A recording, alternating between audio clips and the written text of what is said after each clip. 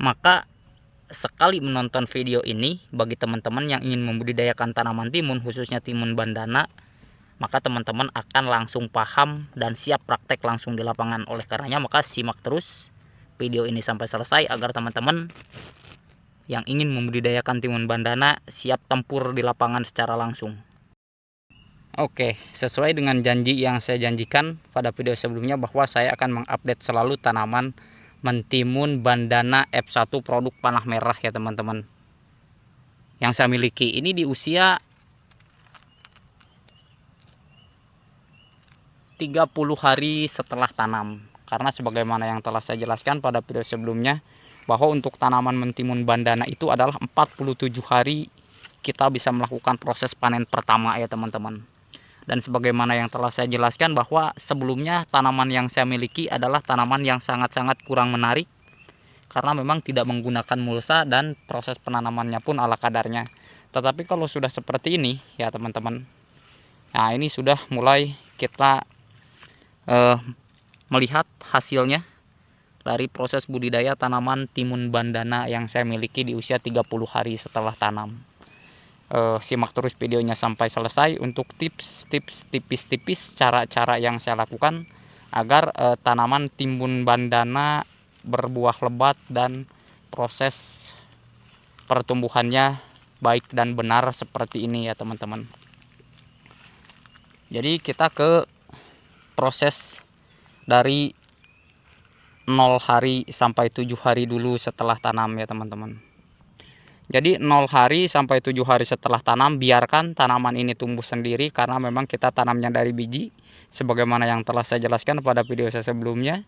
Di usia 7 hari setelah tanam barulah kita melakukan proses pemberian ultradap tipis-tipis. 20 liter air, 20 liter air kayak kita menggunakan hanya 2 sendok makan ultradap ya teman-teman. Dan kemudian setelah 8 hari setelah tanam, kita fokuskan ke proses penyepraian. Jadi 7 hari, 8 harinya kita spray dengan menggunakan Avidor karena kita fokuskan kepada kutu putih atau kutu kebul agar tidak menyerang tanaman mentimun yang kita miliki ya teman-teman. Untuk dosis silahkan disesuaikan tergantung sprayer yang teman-teman miliki.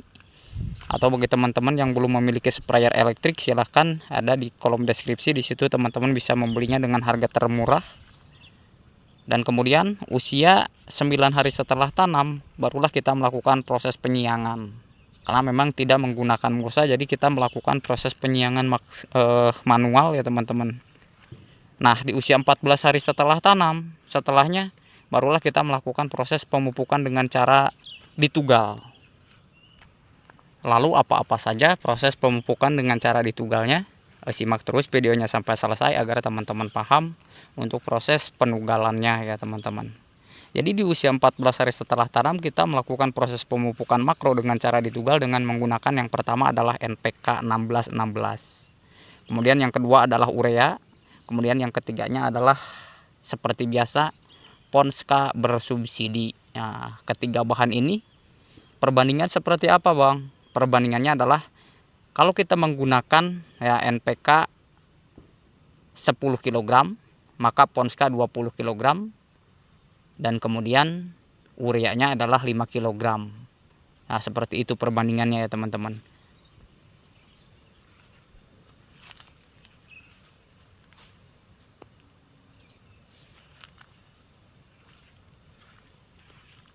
Dan nanti untuk proses pelebat buah kita bisa menyusul belakangan. Karena kita menggunakan foliar, spray, secara spray pun kita belakangan saja itu sudah bagus. Ketika nutrisi dari bawah sudah terpenuhi dengan cara ditugal tersebut atau pemupukan makro, nanti untuk proses bunganya agar nempel, tidak jatuh, kemudian proses pengendalian hama yang sistemik datangnya dari luar, itu barulah kita lakukan di kemudian hari ya teman-teman. Yang penting kita difokuskan di usia 0 sampai 14 hari. Di situ adalah rawan-rawannya, riskan-riskannya kita harus melakukan proses perawatan ekstra. Karena jika kita telat dalam melakukan proses perawatan di usia 0 sampai 14 hari sebagaimana yang telah dijelaskan, baik penanaman apapun itu tidak akan bagus ya teman-teman. Terlebih kalau kita jadi memang untuk jenis terong bandana F1 sebagaimana yang telah saya jelaskan, dia jadi cabangnya itu banyak. Nah, cabangnya banyak ini, maka kita harus setiap hari rutin mengikat ke ajir yang kita berikan.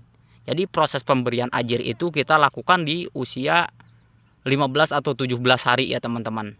Dengan panjang ajir itu ini adalah sekitar 1,80 m. Oh, dan untuk proses pengendalian lalat buah ya teman-teman. Jadi memang untuk lalat buah itu pada tanaman timun biasanya cenderung meningkat ya teman-teman. Jadi kita menggunakan maestro atau kita menggunakan kurakon itu sudah cukup. Yang penting yang berbau menyengat. Sekali lagi bagi teman-teman yang pusing atau bingung untuk melakukan proses pengendalian lalat buah ya teman-teman, baik pada proses penanaman timun atau proses penanaman oyong atau terong sekalipun, lalat buah itu gunakan saja maestro atau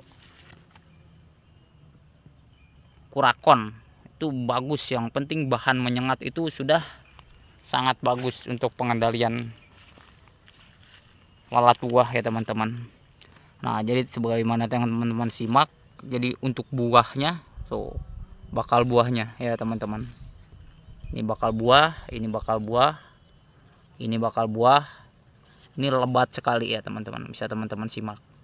Jadi keuntungan kita melakukan proses penanaman tanaman bandana, timun hijau bandana dibandingkan timun putih, itu dari segi ketahanan secara proses penjualan itu lebih tahan, 1 minggu kuat untuk timun bandana ketimbang timun putih. Yang kedua, dari segi kelebatannya itu cenderung lebih lebat timun bandana. Kemudian yang ketiganya adalah dibandingkan timun putih, timun bandana adalah untuk percabangannya itu, meskipun saya melakukan proses penanaman 1 lubang 1 biji, ini sudah seperti yang teman-teman simak, ini semuanya sampai ketutup ya teman-teman. Bahkan nanti ini meskipun ajirnya ini 1,8, ini akan sampai ke atas. Ini hanya saja saya belum melakukan proses pengikatan ulang sebagian, sehingga untuk proses sampai ke ujung lanjarannya ini belum selesai semua ya teman-teman. Oke, terima kasih telah menyimak video saya dalam proses review timun bandana usia 30 hari setelah tanam.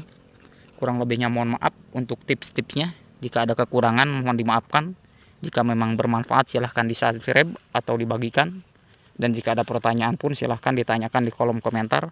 Insya Allah selama pertanyaan itu berkaitan dengan tanaman, saya akan berusaha untuk menjawab sesuai dengan pengalaman yang saya lakukan selama proses budidaya ya teman-teman.